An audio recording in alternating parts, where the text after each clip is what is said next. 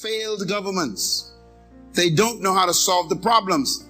And God's divine solution to Earth's problem is also government, but it's not our government.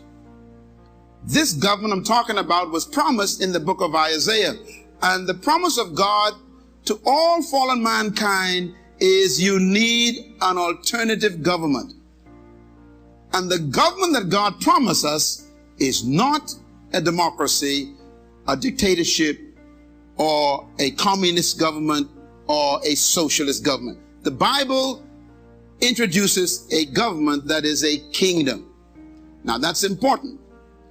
If I had a choice between living in a democracy or living in a true kingdom, I would choose the kingdom right away. And I'm going to tell you why during this process this morning.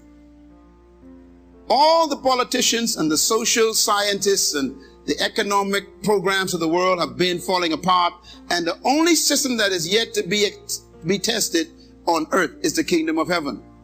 Why? Because heaven has never been yet accepted by the United Nations. They keep believing that the solutions to earth are on earth. And the problem is, we as humans are not honest. We created the problems that we're trying to solve.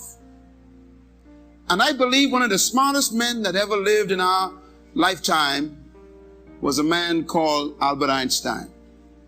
He was a Jew. Albert Einstein, as you know, is famous for his studies in energy. But he made a statement that I still believe is a very important statement. He says, you cannot solve a problem at the same level it was created. Write that down.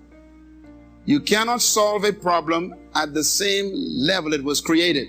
In other words, if you produce the problem, to solve it, you have to actually go to another realm or another level to solve it.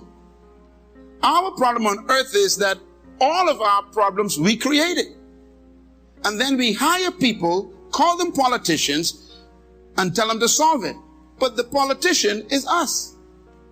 They went to the same schools, they learned the same education, so it makes them smarter. And this is why they can't fix your country any better than you can. And I believe we have been very, very dishonest with ourselves, because we demand from them what we know we ourselves don't have. And if they came from us, how can they have something we don't have? So we complain to them when they can't solve the problem, when in fact we educated them with our educational system, which can't solve our problems either. And so we have this cyclic frustration going on, and that's why the world governments don't know what to do. I listened to all those people on that debate yesterday. I was engrossed in it because they were talking about my talk. They were talking economy. The kingdom of God has not been tested on earth yet. And Jesus said it will be tested. Let me quote where he said it. Matthew chapter 24, write it down, verse 14.